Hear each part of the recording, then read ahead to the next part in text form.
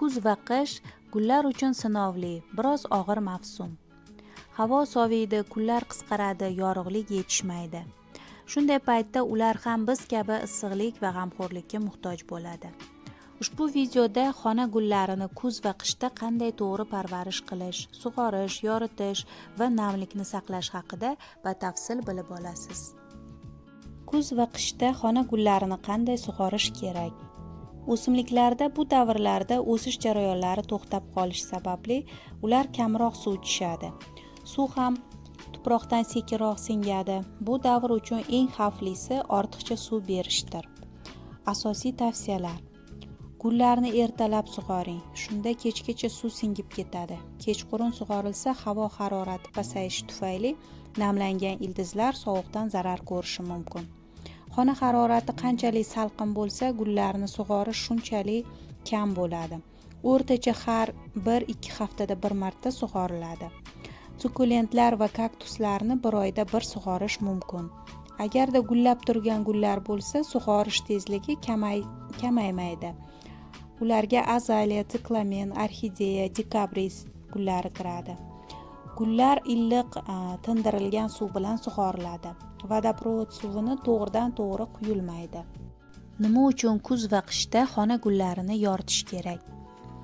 Yorug'lik yetishmasligi o'simliklarni g'ovlab ketishiga, barglarini kichrayib to'kilishiga olib keladi. Buning uchun maxsus fitolampa sotib olish, guldonlarni oyna oldiga ko'chirish, yorug'likni bloklovchi qalin pardalardan voz kechish lozim. Fitolampalarni ertalab va kechqurun yoqish kerak. Bulutli kunlarda kunduzi ham.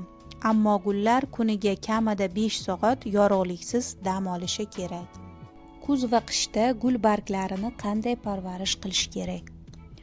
Gul barglarini sirtini changdan tozalash muhimdir. Bu gullarga ko'proq yorug'lik olish va yaxshi havo olishi uchun kerak. O'simliklar xususiyatini hisobga olish kerak.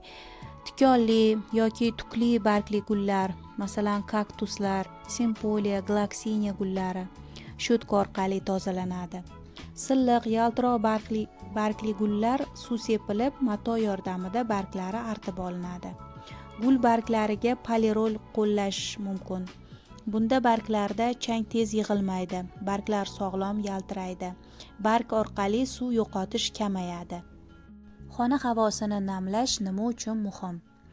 Isitish mavsumida havo quriydi. Kaktus va sukulentlar bu muhitga chidamli. Boshqa gullar barg orqali suv yo'qotadi. Quruq havo hasharotlar ko'payishiga ham olib keladi. Quruq havoni oldini olish uchun gul barglariga suv purkagich bilan suv sepish, havo namlagichdan foydalanish, radiatorlarga suv to'ldirilgan idishlar qo'yish lozim. Kuz va qishda xona gullarini o'g'itlash. Faqat kompleks mineral o'g'itlar beriladi. Azotli o'g'itlardan voz kechish kerak. Qishda ham faol o'sgan gullaydigan gullarga ko'proq oziqa beriladi. Masalan, siklamen, fiyalka, orxideya, paprotnik, monstera. Chuqur dam olayotgan gullar uchun oyiga bir marta, odatdagidan kam, yarmi miqdorida beriladi. Xona gullariga kuz va qishda ham o'g'itlash zarur. Chunki o'g'itlanmasa barglari mayda bo'lib o'sadi va o'simlik oziqani pastki barglardan oladi. Gullar uchun iliq dush. Ayrim gullar, masalan fikus, palma, anturium, kalatea, spatifilum, paprotnik oyiga bir marta iliq dush olishi kerak. Ular uchun foydalidir. Buni qoidalari: dushdan yarim soat oldin gulni sug'orish kerak. Tuproqni polietilen paket bilan yopiladi, ortiqcha suv tushmasligi uchun. Dush davomiyligi 10-30 soniyagacha, ya'ni 10 dan 30 soniyagacha. Dushdan keyin gulni kamida 3 soat dushxonada qoldiriladi. Suvlari oqib ketishi va gullarga sovuq tegmasligi uchun. Quyidagi gullarga dush tavsiya etilmaydi. Gullab turgan gullarga, bargi tukli gullarga, masalan fiyalka, pelargoniya, yaqinda ko'chirilgan gullarga.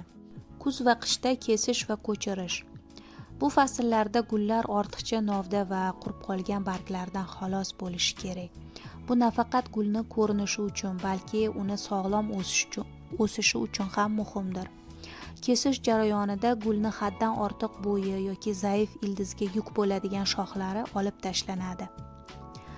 Bu gulni dam olishiga va yangi mavsumda kuch to'plashiga yordam beradi. Agar gul ildizi idishga sig'may qolgan bo'lsa yoki tuproq quvvati tugagan bo'lsa, shundagina uni ko'chirish tavsiya etiladi. Lekin bunday paytda ildizni bezovta qilmaslik va ildizni tuprog'idan ko'chirmasdan o'tkazish kerak. Ko'chirilgan gulni ilk haftalarida yelvizakdan himoya qilish muhim. Kuz va qishda gullarga to'g'ri parvarish qilish juda muhim. Vaqtida kesish, zarur bo'lsa ko'chirish gulni sog'lom qolishiga va bahorda yana gullashiga yordam beradi. Gullarga e'tibor bering, ular sizni go'zalligi bilan xursand qiladi.